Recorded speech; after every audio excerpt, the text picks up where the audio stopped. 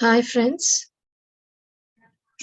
Today, welcome to Oneness Meditation Qatar's Wisdom Sharing Sessions.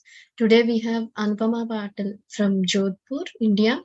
She is a homemaker, businesswoman, and a searcher on the path of her own soul's journey after attending JTTP 13 course. And now she is on the path of knowledge, understanding, and learning. She is here to share her wisdom on Yoga Parampara, a concept present in many traditions but often misunderstood. Yoga Parampara is a traditional wisdom passed down through generations that guides spiritual evolution, personal growth, and spiritual Good development. evening, masters, my dear soulmates. I pay deep gratitude to Brahmashi Pitama Patri sir and the universe for choosing me to share his wisdom with you all.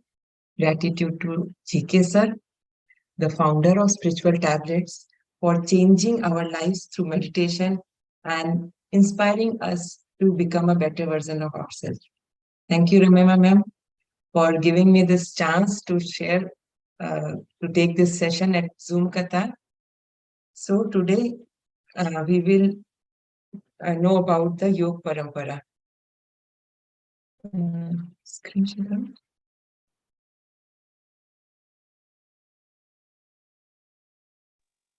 So Share. Yoga Parampara is a book written by Patri sir. Here Patri sir explain us in very easy and simple language that how a soul take birth on earth and from one stage to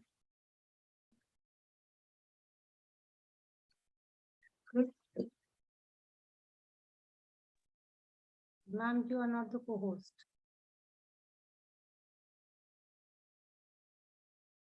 Ma'am, kindly make me co-host so I'm able to share my screen.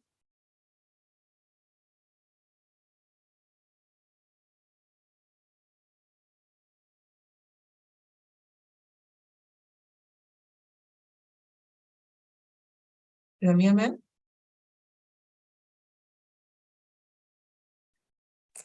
Actually, by mistake, she made me the host. Now I've transferred it to you. So you are the host now. Okay, thank you, ma'am.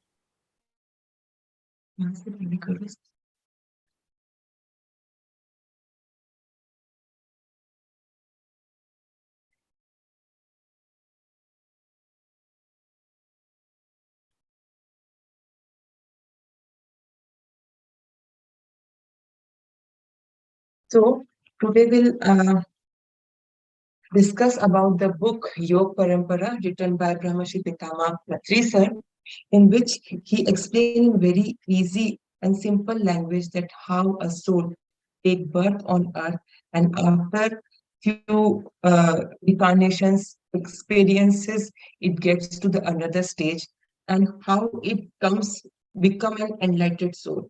So Yoga Parampara means Yoga means the union, sum of two, and Parampara means something in continuous series and uninterrupted series. So in Yoga Parampara, we will discuss about Janam Parampara, Karam Parampara, and finally the Yoga Parampara. Janam Parampara means the first birth of a soul on the earth and the last birth as an enlightened soul. The whole process is called Janam Parampara. Here, Sirs explain us that there are three ways from which the human incarnated to the planet Earth.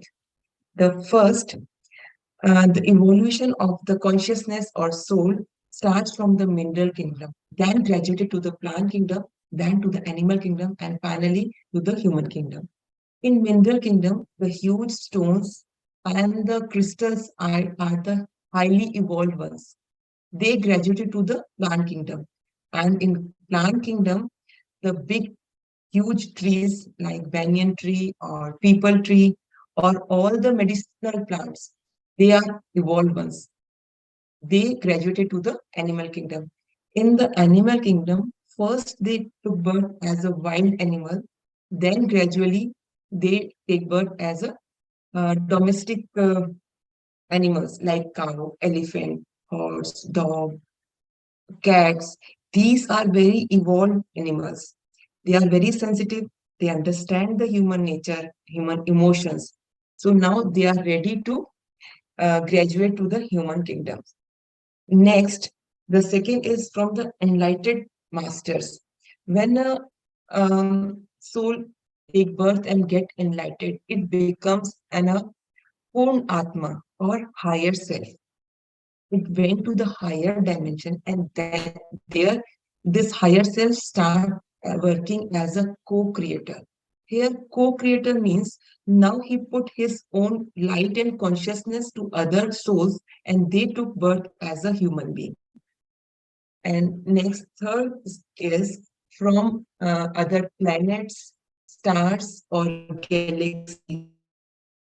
They take birth as a human for some mission, to get some emotional experiences, or for the help of Earth's upliftment.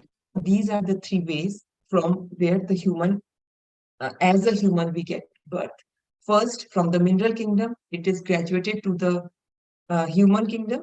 Then, as a part of an enlightened soul, and from the other stars of uh, planets. Next comes Karam Parampara. After the Janam Parampara, the Karam Parampara is started. As you must have know that there are the different stages of soul's evolution. It is all the free will of a soul for how many times it wants to stay in that stage. When a soul is incarnated for the first time, it is called infinite soul.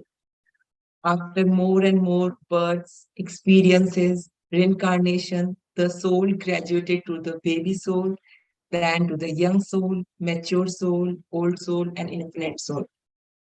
So now, when the meditation begins, to know the journey of meditation, we have to know about the gunas. There are three types of guna: tamogun, rajogun, and sattvagun. So in tamogun, their focus is only on physical existence, enjoyment like eating, sleeping, family, children, marriage, and all. They focus on bodily pleasures and all the materialistic, comfortable things. Because they are small babies, you cannot expect an infant soul to behave like an old soul, because their action are dominated by their gunas. And at present, if they are in tamoguna, they will act like a babies only. After tamoguna, after having the all pleasures and comfort, the soul or a person want to have something else. Now he want name, fame, power, position, control over other peoples. With this dominating nature of Rajoguna, he wants to dominate people.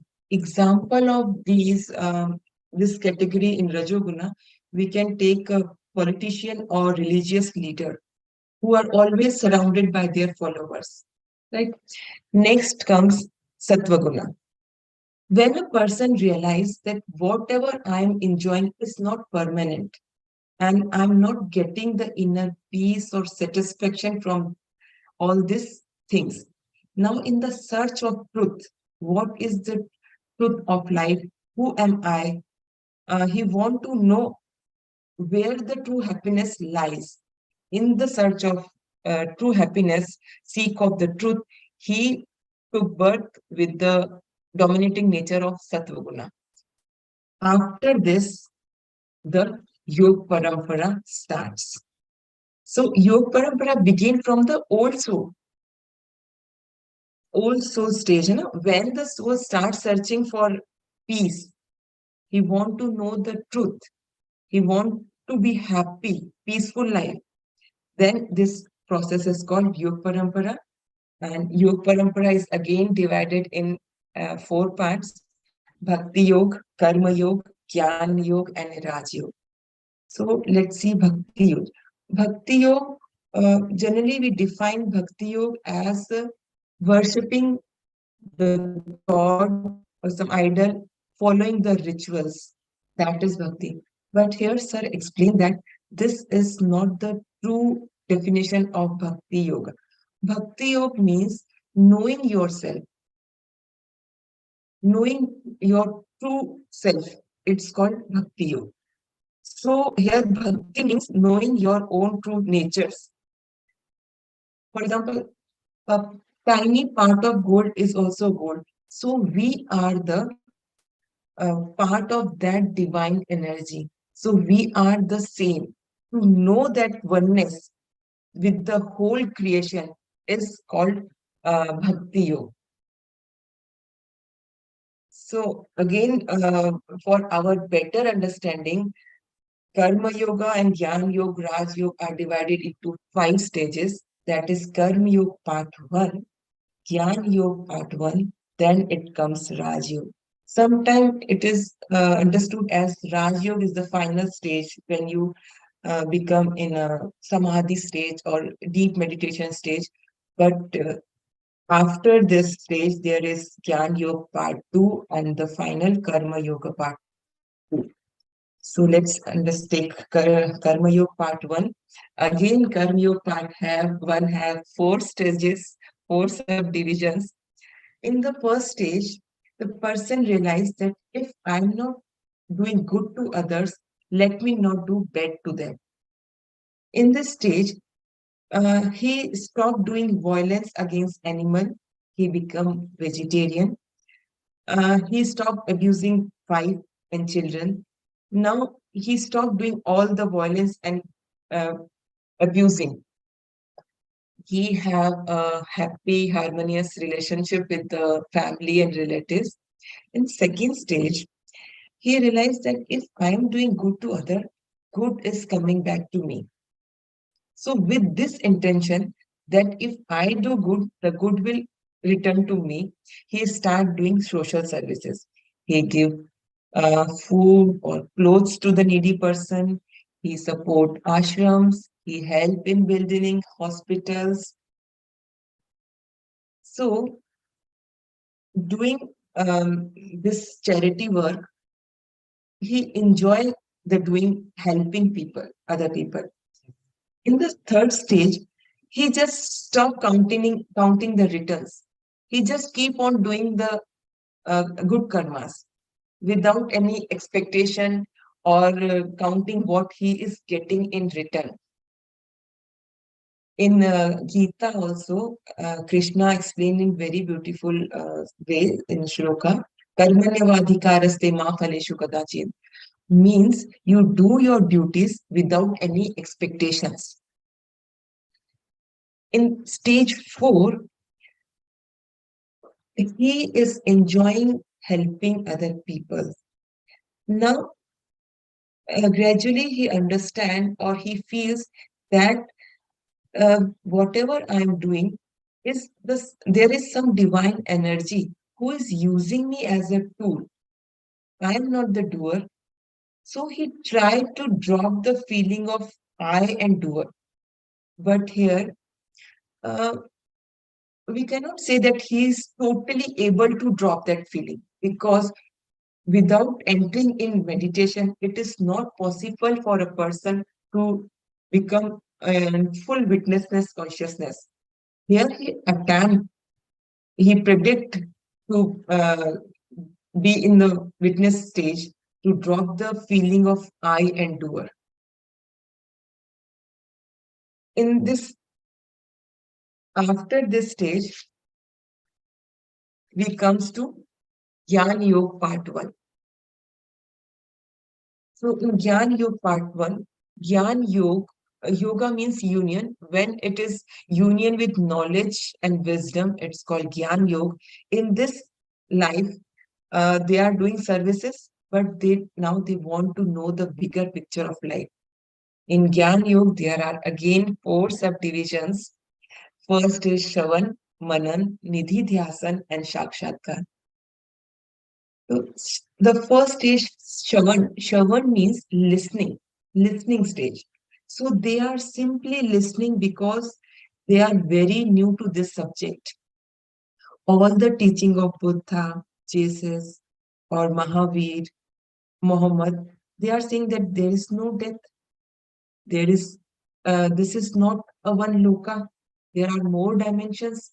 You are not only this physical body. There are 7 bodies, astral travel, third eye. All these terms are very new for him. Before entering to Gyana Yoga, he is only known about the physical and materialistic thing only. So he enjoyed listening this. He attends more and more classes. He listened to the masters, who went to the satsangs. Now next come Manan. Manan means what they have listened, now they recollect.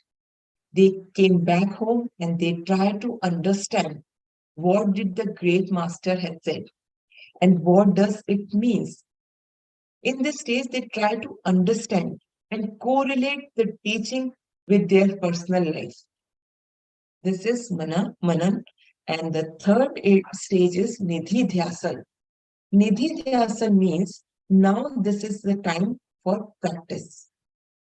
They practice whatever they have listened and they have recollected. They try to implement in their life.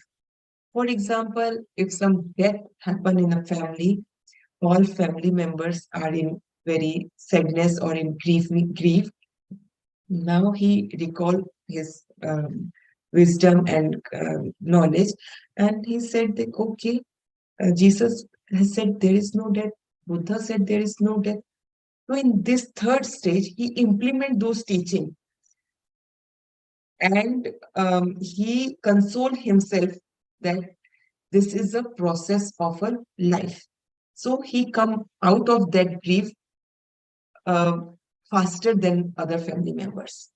So they try to implement this Gyan and try to be in happy life.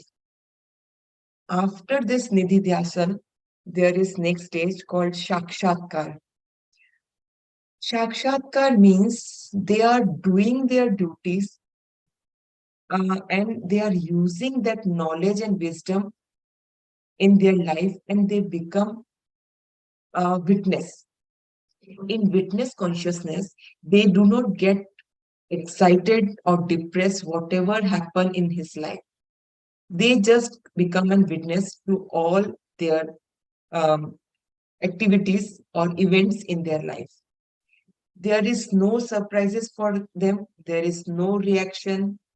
There where any ups and downs of life, where it is darkness, light, success or failure, respect or insult, they stay in witness consciousness. Though they did not have the direct experience of truth, but by listening, by recalling, by implementing or teaching, they come in the witnessness consciousness. Until this stage, they understand the truth of his life in based on the theoretical understanding. They have read so many books. They have the knowledge of karma, life after death, reincarnation, third eye, but they have knowledge but zero experience. Inner, they are little disturbed. Now they want to have the real experience. Now they are not no more interested in teaching of Buddha or Jesus. Now they want to see Buddha. Now they want to experience whatever the Buddha or Muhammad teaching us. With this feeling and craving, they enter to the Raj Yoga. Now he wants experience for himself directly. So he starts searching for a guru or a meditation teacher who can teach him meditation. Then he becomes a sincere meditator. Observing the breath naturally, and the mind becomes empty, and then he experiences the cosmic energy. We can say Dhyan Yoga, it's also having 4 stages. So the cosmic energy flow, and he experienced third eye, and then third eye perfection. So in Raj Yoga, his focus is only on experiences. When he practice and get into stillness of the thoughts, he is called Dhyani. And after the practicing meditation, opens his third eye, then he called Yogi. And then the third eye perfection happen and he becomes an Rishi. So after this understanding, he enters to the Gyan Yoga part 2. In the Gyan Yoga part 1, he was listening to the lectures.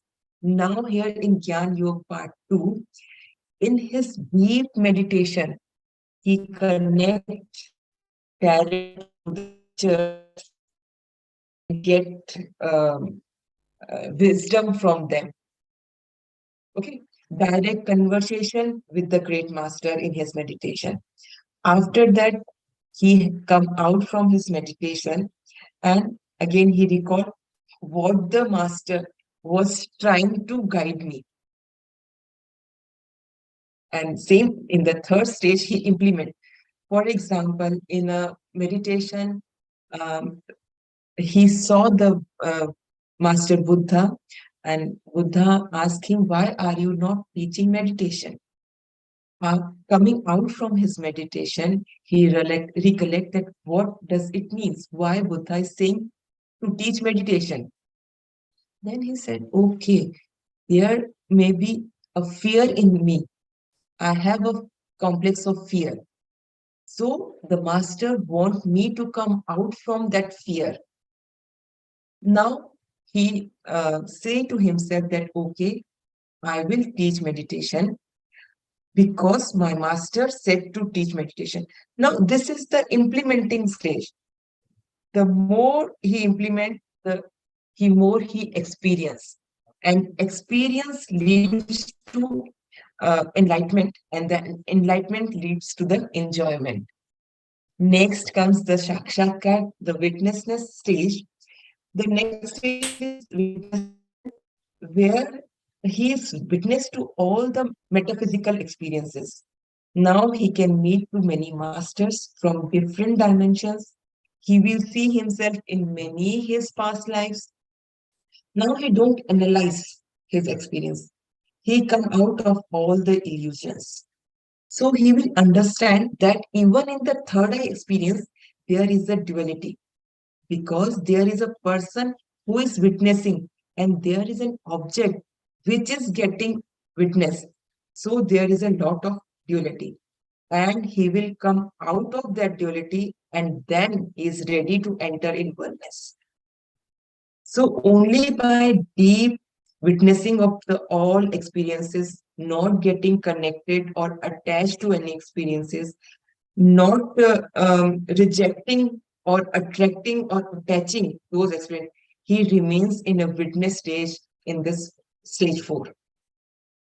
After this stage, he finally enters to the final stage of Karma Yoga part 2.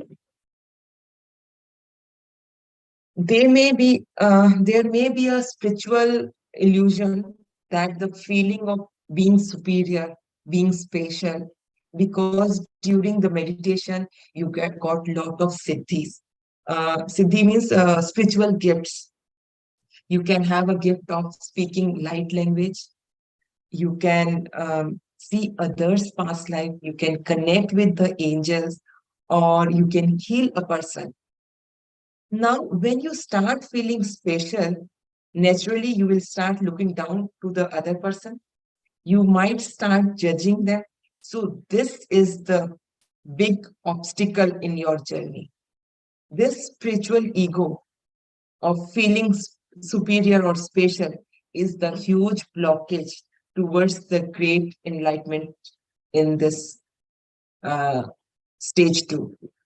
Once you are ready to come out of this spiritual ego, then only you can enter to the Shahastra stage and you become an infinite soul. Now you will help other person to come out from their sufferings, their own illusions. You help everybody to know the true path of wisdom.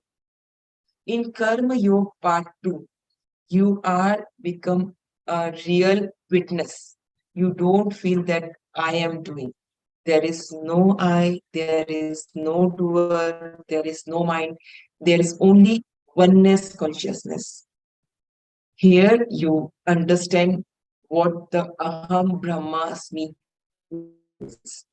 So they become great master who teach meditation to all the common people for their upliftment, help them to understand the true potential of them. Uh, they help them to come out of the all sufferings. So, my dear friends, this is a very deep topic, and every soul has their own journey. We can only help others by showing them the true path, helping them by wisdom, but uh, the final journey depends on their own willpower, on their own choices. Because there are so many stages, there are so many subdivision of each stage, and every soul have a free will for how many time or for how many life he wants to stay in that stage.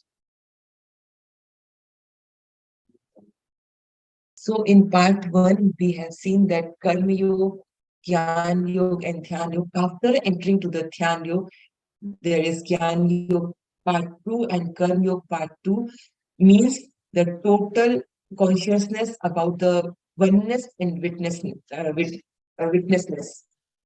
So this is all about the Yoga Parampara.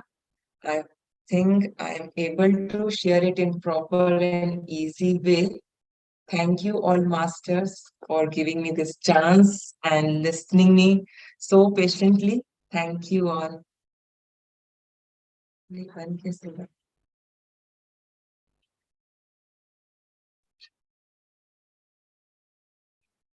Yes, masters, if anybody has any doubts, you can ask Anupama ma'am.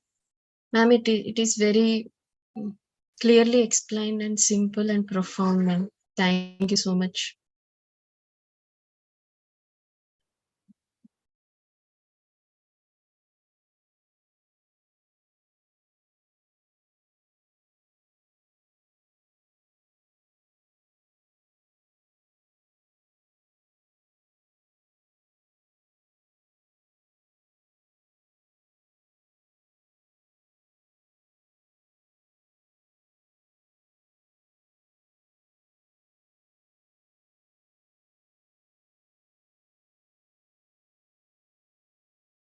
Okay, masters, if anybody has any doubts, you can ask ma'am. Otherwise, we will end the session with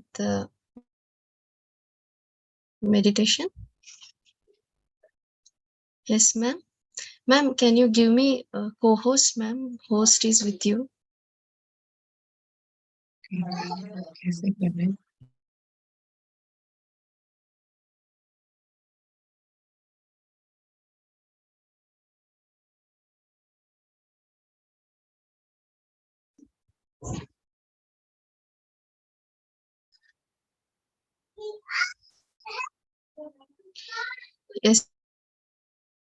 Anupama Yes, ji, click masters, on please the name meditate for in some time. participants. Yeah.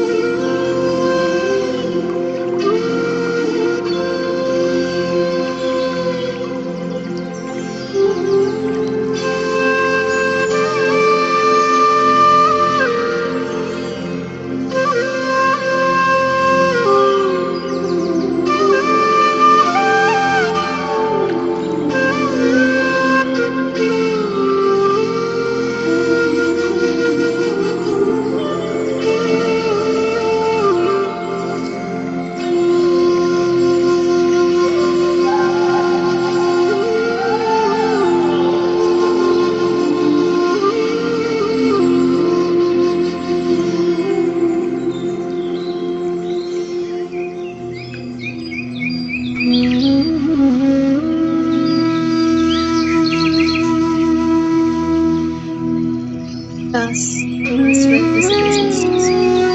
5, 4, 3, 2, 1. Slowly open your eyes.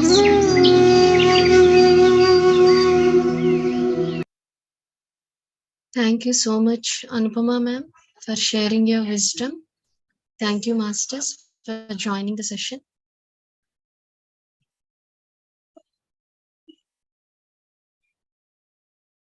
Okay, ma'am. Thank you, ma'am. Thank you, Ramyaji. Thank you. You have to end the session, ma'am, because host is with you. Okay. Yeah.